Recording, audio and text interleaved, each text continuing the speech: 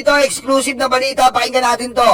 Nga, sinasabi na pawang kasinungalingan umano ang pagbanggit sa kanya ni Madriaga sa kanyang affidavit na nakasubmit na ngayon sa ombudsman.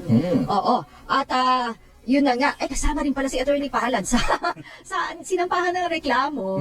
Ayan, sige Attorney. Oo. Anong inyong sagot ng inyong kampo ni Madriaga dito naman sa ipinail ng reklamo laban sa inyo? Actually, as of now, hindi ko pa nababasa yung complaint. No? Ang nakapagtataka lang doon, yung ipinail according to the news report sa yung press release niya, cyber libel. Number one, yung affidavit ni Ramil Madriaga, notarized, kung hindi siya agree doon sa contents, dapat ang i-file niya perjury. Kasi there's no way na makakapag-post si Ramil Madriaga na mga libelous article inside the jail dahil wala naman siyang cellphone. So technically, yeah, ang cyber libel kasi higher form ng libel na nag-post at siyang author. Since notarized to, sabi nga ng iba, dapat perjury if you do not agree. Tama, perjury yun! Nagkaso kasi dito sila Chika yata to eh. Nagkaso sila Chika, dapat perjury yun. Wala naman siyang cellphone, paano siya cyber libel? Basta DDS! Tanga! Aray ko!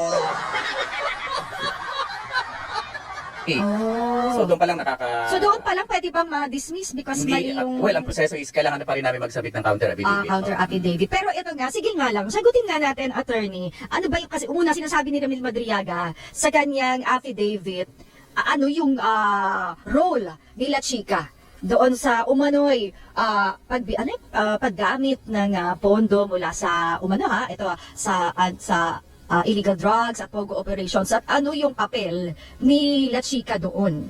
Actually, wala Philippine naman. Army siya na Colonel Raymond Dante La Chica ay Actually, dapat wala naman siya sinabi sa affidavit na yung mga perang i-distribute ay galing sa droga. Ang sinabi lang ni Ramil Madriaga doon sa affidavit niya, which uulitin ko, nagkaroon ng pagkikita doon sa area ng DepEd, sa Ortiga, sa Ultra, may kinuha silang pera doon sa marked vehicles ng DepEd, at doon may inabot sa kanyang pera at inutos sa kanya na ibigay sa iba't ibang location. So wala akong sinabi rito na yung ibinigay na pera kay Colonel Chica galing sa droga. So nakapagtataka kami na nag-file siya ng cyber libel. Wala namang krimen dito na inutusan daw niya, according to Ramil Madriaga, inutusan daw niya na ihatid tong pera sa iba't ibang location. Hindi mo masama maghatid ng pera. So hindi ko malaman kung ano yung nature ng cyber libel at hindi raw totoo ito. So ang sabi niya, sir, ay hindi daw niya kilala si Madriaga. well, kung hindi niya kilala or kilala niya, hindi naman libelous yun. So ano to hindi ka nag-agree doon sa content sa affidavit, pero it does not mean na libelous ito. So ang sabi ni Madriaga, kilala kita. Ang sagot niya, hindi kilala. It does not amount to libel. Kasi sa libel, dapat imputation of crime, vice, defect. Tapos number one, may malice dyan. Ang sinasabi lang ay, di ba, nakita niyo yung paghatid, duffel bags ng money. Wala namang crime doon distribution. Wala Hindi crime naman dun sinabing may pera. Hindi naman sinabing naghatid ka ng pera na galing sa droga. Ang sinabi lang, inutusan mo ako na dalhin ko yung pera. That's it, di ba? So, nag-file siya ng cyber libel and hindi namin malaman kung bakit sa Davao pa. So, kasi number one rule sa cyber libel and in other printed libel, the venue shall be filed where the complainant resides. And we have information na number one, ang talagang hometown niya is La Union. And hindi ko alam kung talagang residente siya ng Davao kasi nakadestino siya sa Manila. O, di ba? Kasi ang residence is where you return normally kung saan ka nakatira. So, we have to check yung talagang residence nga siya ng Davao or kung ipinay lang to yun just to take advantage of the venue. Hindi ko namin alam. Pero sa tingin niyo po ba, itong mga inihain na kaso, ito'y para i-discredit o para basagin din yung mga sinasabi ni Madriaga? Actually, normal na po to dito sa system ng batas natin, pag may salaysay na lumabas at hindi ka agree, kakounteran mo ng perjury, ng libel. Hindi na bago to Pag may lumabas na isang salita, magsasampa ng kaso, libelous yan, perjurious yan. Yan tawag namin counter-charge, diba? So, whether true or not, kailangan pag-usapan to. Pero, kumusta na si Ramil Madriaga, attorney? Base sa ulit niyo pag-uusap, kasi yung last di ba, yung kanyang pagpa-file ng sinumpaang salaysay at na-i-forward nyo na sa ombudsman. Ano ang latest, sir? Kasi sinasabi nila, pwede bang magamit sa binubuong impeachment o nakaambang impeachment complaint laban sa Vice Presidente? Or may sinasabi nila dapat ang makabayan na sinasabi na dapat magkaroon ng congressional inquiry na dito sa kanyang affidavit, tungkol sa kanyang affidavit. Actually, nabasa ko lang sa mga news reports na iba't ibang congressman na nagsalita na they intend to use yung affidavit. It's up to them. Dito mo makikita na yung paggawa ng affidavit ni Madriaga is on our own lang. Hindi ito may basbas ng kung sino mang congressman or senador. Kaya nga, yung sinasabi nilang baka gamitin nila dahil nabasa na nila. And lately nga, I think last week Friday, nag-visit si Senator Trillanes doon. Nagpaalam sa amin na kung pwede niyang bisitahin para Yun ang mahirap doon! Yun ang masakit! Aray ko! Yung pong masakit doon, pumunta si Trillanes. Sabi ko nga po sa inyo eh. Sabi ko nga sa inyo, si Trillanes ang hawak dyan. Si Trillanes ang babakap dyan. Dahil nga po, nakita ni Sentry, ayon sa pag-uusap namin,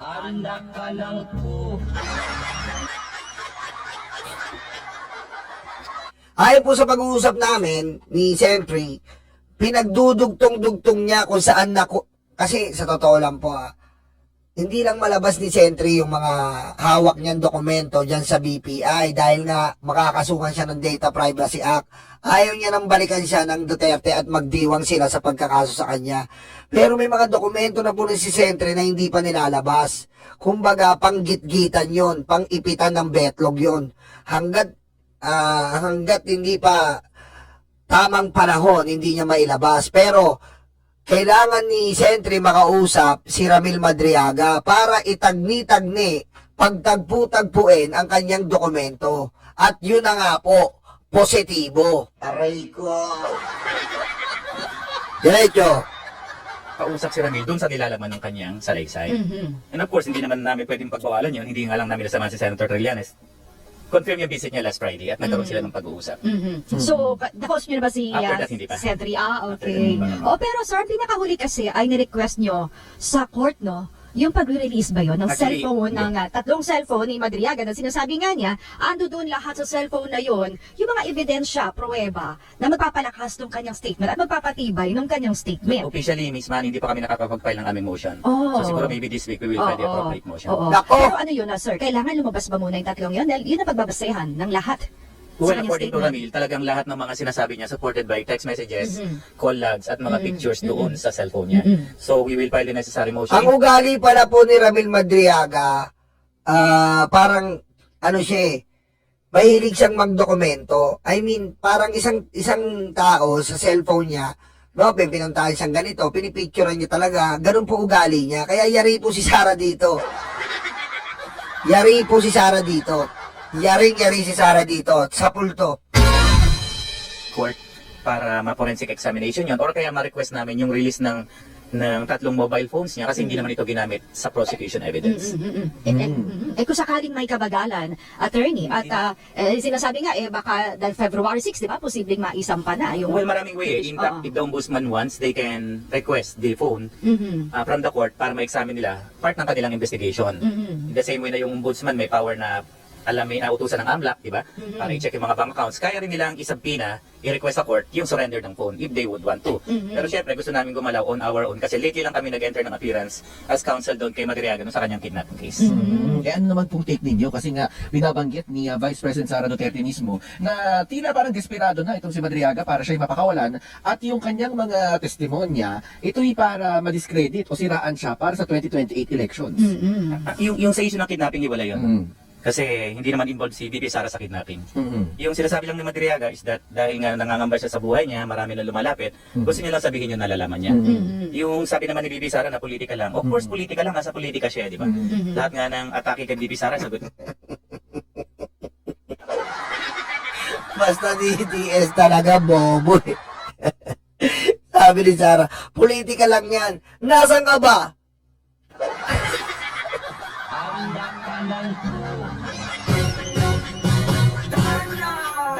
Ang bobo talaga eh, no? Pinupolitika lang ako. Nasaan ka ba?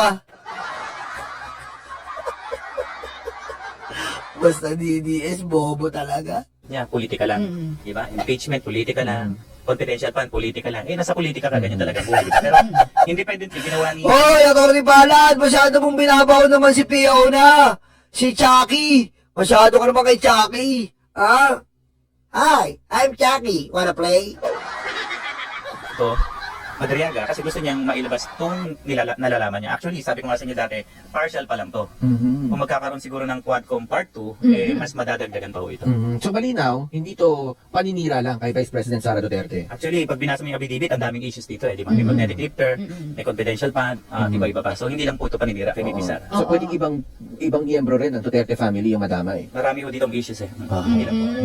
Kung halimbawa lang, no, kasi technical ano na yung cellphone, yung pwede nga magamit na ebidensya o pruweba, meron bang ibang mga tao na posibleng mag-testify din, posibleng tumulong din kay Madriaga, o hinga ng tulong ni Madriaga na, kung may, na nalalaman, pareho na nalalaman niya. Well, ang sabi niya yung last visit ko is that meron pang isang detainee, co-accused niya doon sa kidnapping na willing na may personal knowledge doon sa sinasabi niyang delivery is pick up ng money. Nako! Of course, ayaw naming puwersahin or takutin. Nako, bagong testigo to, Sarah! Nalintikan ka na talaga! Aray ko! Bagong testigo! Ang taong yun, ayaw nila magkaaway sila ron.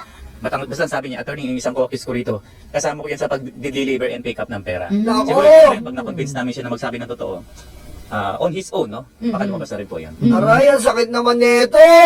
So pwede natin sabihin na tip of the iceberg pa lang para itong inilalabas ni Madriaga. Yes, attorney. actually, ano lang to yung visit nga ni Senator Trillanes, ang sabi niya, after the meeting, ang dami pa palang alam nito, bakit ito lang affidavit nyo? Oo. Shadow type yung schedule, kaya nga meron kami reservation na meron pang kasunod dito. Parang may second affidavit Meron siyang pa kaya kasunod. na inaayos natin mabuti. Oo. Binabalidate po natin. Pero si Madriaga ay kumusta ngayon? Anong naisip niya sa mga nangyayari ngayon? Medyo maingat po siya sa loob ng BJMP po kasi meron naman kita yung mga tao doon sa loob ng BJMP. May mga rumors na nakarating sa kanya na may patong na daw siya sa ulo, na 500,000 or 5 million pag sino makapatay sa kanya. So, nagkaroon ho ng dobleng ingat ho siya doon sa BJMP. Pag meron ho nangyayaring galugad, yung paghahalugog ng mga cellphone, ng mga gamit, ang huli kong balita is that inuhuli siyang ilabas sa selda, hindi siya sinasama sa general population. Kasi nga ho, baka mamay sa general Ayot, kasi ho, oo. marami magkakasama, baka masaksa. Kaya ang nangyayari is that kung magkaroon ng oblang galugad sa mga gadgets, sa mga cellphone, at mga contrabands, nahuhuli siyang ilabas para humalimitahan yung taong makakalapit sa kanya. So, doble ingat po, ganun din po yung pamilya niya, na kahit ako, hindi ko agad ma-reach yung pamilya ko nasaan sila, dumadaan ako sa ibang channel ko. I-request niyo po ba na ilipat siya ng kulungan? Hindi naman po kasi sabi niya, hanggat kasama niya yung mga focus niya sa kidnapping, okay lang naman siya. Kumbaga, kahit paano may Group kasama. sila rin, I think ano sila dun eh. Tsaka they look after each other. ano? Siyempre, Kasi mga rumors na may patong na raw, kung sino makakapatay ganitong presyo. Siyempre, nag-iingat din po siya. So, lalo yung mga riot, di ba? Kahit sa pelikula, ganun nangyayari. Kaya hindi siya basta sumasali sa general population. Oo. Pero yun nga, para sa'yo, attorney, kasi ikaw nakakwentuhan ni siya nagbibigay sa'yo ng mga impormasyon na ito. Tatayo ito sa isang, kung gagamitin, tatayo sa isang impeachment complaint. Willing naman po siya. Sabi niya, in fact, kung magkakaroon ng initial na pagtawag, kasi di ba nag-resume na yung Kongreso, kung magkakaroon ng Quadcom 2.0, willing naman daw po siyang mag-testify, and definitely madadagdagan pa yun. Pero sinasabi kasi nila, baka may kapalit ba ito yung kanyang pagkagiging witness no, Wala sa kasi, isang impeachment complaint? Actually, separately moving yung kidnapping. No? Nasa prosecution evidence pa lang. Hindi ito yung bargain na pag nag-testify ka iuurong. May private complainants po yung kidnapping. Hindi ko basta may iurong to nang walang consent nung complainant. And as I told you before, ang private prosecutor nun, yung law office ni Attorney Roque, na mainit na yung kanilang sagutan, yung issue sa kanila, definitely hindi papayag si Attorney Roque na iurong yan. So, ibang bagay po ito. Sige, Sandro, meron ka pa? Sige, makataka, nag-isip ako ng mga tanong. Ano ba mga... Kasi laging tanong pa rin yung kanyang pagiging malapit kayo. Ayan talaga Ayan talaga yung ang talagang main point dyan Yung pagtanggi ni Sarah. Ayan po ayan po yan sabi ko nga sa inyo, tanga-tanga si Sarah Inintindi niya si Ramil Madriaga. Aray ko. Inintindi niya. So, eto po ang mabilis neto. Napakabilis ng patunayan ni Ramil Madriaga nito. Yun lang ang aantayin natin. I-establish na si Ramil Madriaga ay may connection kay Sarah. Tapos na. Kasi dininay ni Sarah Dininay ni Sarah na hindi niya kilala ngayon, pag napatunayan ni Ramil Madriaga na basic lang na kakilala niya, tapos ka, Sarah. Aray ko. VP Sara Duterte. Diba? Parang, yun lang nakasama sa campaign. Yun lang tinawag sa first name. Yung mga ganon, sir. Kasi sinabi niya sa affidavit na halos ibinilin nga ng dating Pangulong Rodrigo Duterte kay Madriaga. Yun ang nabasa ko doon Kaya si VP Sara, kay Ramil Madriaga, sa paanong paraan siya tumulong talaga kay VP Sara? Well, malawak no. Number one, yung claim ni Madriaga na inaanak niya yung panganay nila, VP Sara. Number two, yung pagbuo ng isip Pilipinas. Makita Kita niya. mo, inaanak biro mo, ganun po ka sa mga si Sarah, no? Inaanak, tinatanggi. Anong klase yan? Wala po talagang puso mga Duterte, sabi ko sa inyo. Founder siya ng Consumer. Number 3, meron din po kaming ebidensya na yung sa sinasabing inauguration na magkasama sila sa photo, may mayroong personal email yun na pinadala ng Office of the Patay! VP Kasi siyempre sa inauguration yan, nagpapadala ng mga list ng iimbitahan yan eh. Meron siyang Oo. sariling email na invited guest siya. Hindi Oo. ito yung pumapalaka lang sa stage, nagpa-picture ka. Ibig sabihin. Oo, sabihin talagang kilala siya ng circle. Yan. Kilala siya ng circle at Meron tayo yan kasi ipin-provide mo. Pakita nga natin yung Jai, Abby. pinipita ka sa through email, umattend ka. At pagkatapos mong umattend, meron pang thank you email. Oo. May mga pictures na magkasama sila. I think doon sa ito ata yung sa pagbisita nila BP Sara doon kay former BP Lenny. Magkakatabi sila ron. So parang yung denial mo lang na hindi kita kilala, marami kaming ebidensya na pag pinagdugtong-dugtong mo, may establish namin, kilala ka niya. Madali yung tawag namin yan, negative denial lang. Hindi kita kilala pero marami kaming proof na magkakilala ka. Bakit? Pwede naman sabihin, oh yes, tumulong yan sa kampanya, but yung totally na hindi mo kakilala, parang, di ba, kahit man tayo eh. Saka meron din kami mga witnesses na magpapatuloy na pag gusto siyang puntahan ni Ramil Madriaga kung saan man siyang bahay nandoon, napupuntahan siya ni Ramil. Kasama niya yung mga farmers from Maribeles, Batangan. So, hindi mo malalaman ang location ni BP Sara kung saan bahay siya tumutuloy kung hindi mo siya text. Oo. Patay, Yari! So, we have farmers na nagsasabi na dinala sila ni Ramil mismo sa bahay kung saan nandun si BP Oo, Sara. kumbaga parang nasa inner circle. Nasa inner circle, nakakausap ka, kagaya ng mga pictures na yan, magtatabi sila lagi. So, hindi mo pwedeng sabihin, hindi kayo nagkakausap, hindi kayo nagkakakilala. Yung ano naman, sir, kasi sinasabi pa yung pagdadala, bakit hanggang doon ay alam ni Ramil Madriaga Pagdadala sa pa. pera? Well, yun ang kwento niya, na napagkatiwalaan siyang mag-pick up ng pera, maghatid ng pera. At kung ano yung utos niya, sinusundan lang naman niya. And sabi ko nga sa'yo, may magko-corroborate yan once ma-convince lang namin yung isang quality Yes. niya. Oo. At sinabi rin ni Ramil, parang nagiging intel din siya, no? Sa mga taong nakakasalamuha ni BP Sara, parang siya ba yung nagbi-vet? Siya ba yung parang, yan, sige, okay yan taong yan. Malawak yung yung pag-uusap namin. Ang sabi niya, hindi lang naman si BP Sara minsan ang nagbe-vet siya. Pati yung utos ni former President Duterte, pag may inuutos na i-background check, ginagawa niya din daw yun. Meron daw kasi mga taong nagdududa si former President, pina-background check niya yan. Yun o, kita mo? Ayan po, nalalaman ng cellphone, malapit na natin makita yan. Sa pool! Yung mga nasa circle. At Sinasabi ni, alam nyo, sinasabi ni, may pala sa iya.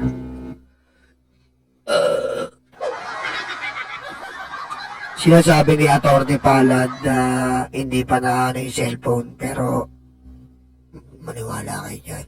Inasikaso na nila yung cellphone. Hindi lang nila sinasabi kasi gugulatin nila sa tamang panahon.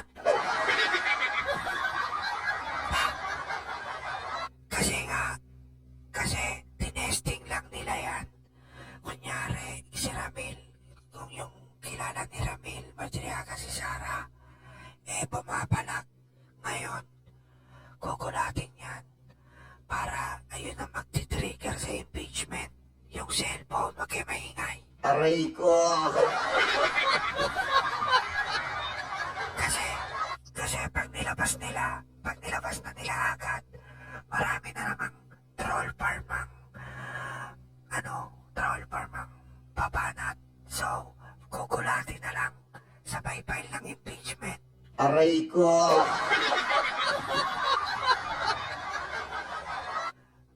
Abangan niyo yan, malapit na February. Malalabas yung ng cellphone sa file ng impeachment. Ayun na lang muna. Okay? Aray ko! report siya ng diretso doon sa may former President. So, hindi lang kay VP Sara itong si Ramil Madriaga nagsimula, pati pa kay Pangulong Rodrigo Duterte at inihabili na lang ng dating Pangulo ang anak, o sa anak. So, kay ano talaga, nasa inner circle din si Madriaga sa dating Pangulo. Yes, sinasabi niya. At Oo. kung halimbawa gagawa ko ng panibagong salaysay, meron pa siya mga binanggit sa akin na mismo nagko-conduct siya ng intelligence work sa iba pang mga malapit doon sa presidente just to check and confirm kung ginagawa Naku, pati malapit sa presidente, patay. pa talaga nila yung utos ni presidente noon. At dino-double check. Na dino-double check na i-check mo nga to kung talaga nagpuntaroon, kung talagang dineliver yung pinahatid ko. Yun ang mga words na sinasabi niya. So, posible pa lang marami pa siyang sabihin tungkol sa dating Pangulo. Oo, Yes, sa dating Pangulo. Kasi di ba? Kasi partial alam ko eh. Tsaka alam niya yung ano, sa Oplan Double Barrel, di ba? Yung mga palitan din ng Pero pera hindi siya mga doon. salaysay na yung mga example lang yung isang bago mag-presidential election noon na nagmi-meeting si BBM and former President Duterte doon sa Davao sa bahay. Nandun din siya noon, nasa kusina daw siya. So, ganun kalap. Putek, patay na! Patay! O, yan ah. Pati si BBM. Patay, parang titisti ko si BBM ah. Aray ko. So, ang lalabas, Si BBM titistigo laban kay Sara Duterte?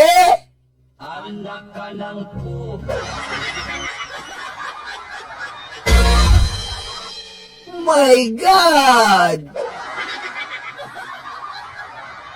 Titistigo si BBM laban kay Sara. Oh my God! Aray ko. Kalapit. Nalalaman niya na habang nag-uusap si BBM at si Duterte, nandun siya sa may kusina, nandun siya sa bahay mismo talaga. Wala pa dito yun, of course, di ba? Kasi nga, yung mga bagay na yun, meeting-meeting lang naman yan eh. Oo. May paramdam po ba yung mga nagsusulong, syempre, ng mga sa International Criminal Court? Baka meron din siyang maaaring magamit doon. Sa Maiambag. ngayon, wala pa akong nakikita doon sa pag-usap namin na may re-relate doon sa ICC po. Wala pa. Pero, malalim, malawak yung alam ni Madriaga sa Oplan Double Barrel. Hindi pa na namin nakuha yung details Oo ng nga Oplan eh. Double Barrel. Oo. Kung talaga kung mapipiga pa si Madriaga, Sabi ko kasi yung ilang malamang. item lang to eh, di ba? Oo. Pero may plano po ba talaga tayo na bukod dun sa posibleng pangalawa pang affidavit para talagang ma-extract na once and for all? Kasi syempre, nakita rin natin yung nangyari doon sa mga ibang pagkakataon na itong mga testigo at may mga alam sa krimen, either may mga nangyayari sa kanila or whatever, di ba? Para lang masigurado na meron tayong affidavit. Gagawa nun namin yan, no? Kaya lang ito kasing una, 4 pages lang to, o 5 pages. Kung ginawa namin yung kabuuan nito, mahina 20 pages nito eh. So, kailangan pa namin i-filter yan kasi marami siyang kinukwento eh. Yung mga issue ng corruption ng unang administrasyon, sabi ko, huwag na yan kasi parang ang hirap and lalim Ang eh. lalim. Oo, so mag-focus lang tayo doon sa mga national issues na talagang kaya nating suportahan ng mga mobile phones. Oo. So ilang grupo sir ang nais na kumbaga makausap, magamit yung affidavit ni Madriaga para sa impeachment complaint? Wala akong pumakausap na grupo. Wala Ang pa. tangi lang nagpaalam sa amin na gustong i-double check yung contents ng affidavit si former Senator Trillanes. Lako! Ano din si Senator Laila de Lima ay once na, di ba, dumalaw din kay Madriaga. Yes, nag-visit din po siya nung tapos na yung affidavit. Gusto niya malaman talaga. Siyempre, i-bet nila, no? Alam nila yung yes. kwento, baka mamaya Nako, style. mahirap na to, mahirap to. Nako, pag ginawaan ka pa naman ni Trillanes, si Are. Tapos sabi ng mga DDS, sabi ni Greco Baelica na tanong, maniniwala pa ba si Trillanes? Siyempre naman, napakulong niya yung tatay yung karton. Pregador, wala kang kawala. Pregador, kayo ay maganda. Pregador, galit sa masama. Pregador, ang sa inyo bebe